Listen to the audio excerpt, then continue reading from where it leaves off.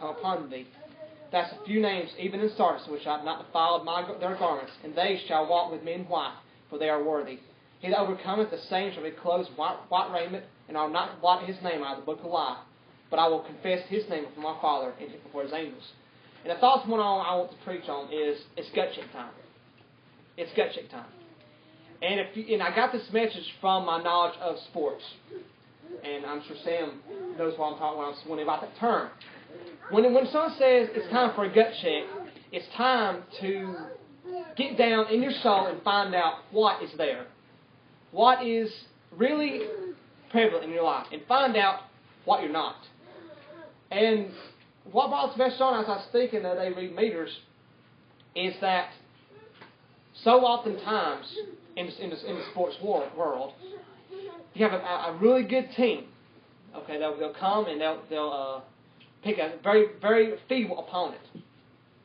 And this team here is so good.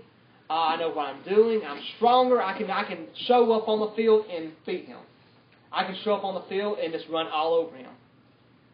And as a person who used to watch games like that, you take and your team plays, and all of a sudden, you expect, we're just going to run all over him. We're just going to destroy him. It ain't going to be worth watching. Well, the first play comes out, your team not doing good. Well, they're just not up to the game yet. They're just not trying yet. They're not bringing their best game yet. And time goes on, and the first quarter passes. And in your mind, you think, okay, they're shaking off the bugs. Sooner or later, start the second quarter, they're just going to run out there and just going to blow them out of the water. Second quarter comes. And you know what the team does? They stumble. Maybe their best player gets hurt in second quarter.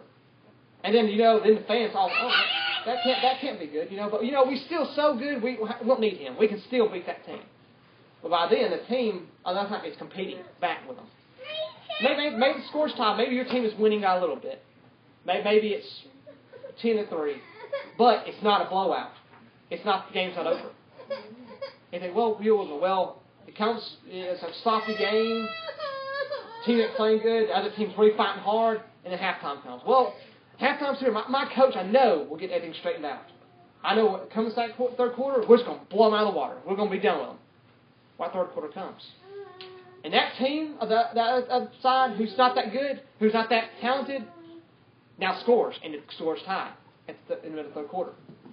Then red flags are going up. Well, they're not trying. They're not playing good. I don't know what's wrong with them today. But you know what? We got the better team. We still win now. And then the third quarter checks by, and it's right and they look at the clock. The team looks at the clock, and it's got a minute left in the third quarter. When that fourth quarter begins, it's no longer a really good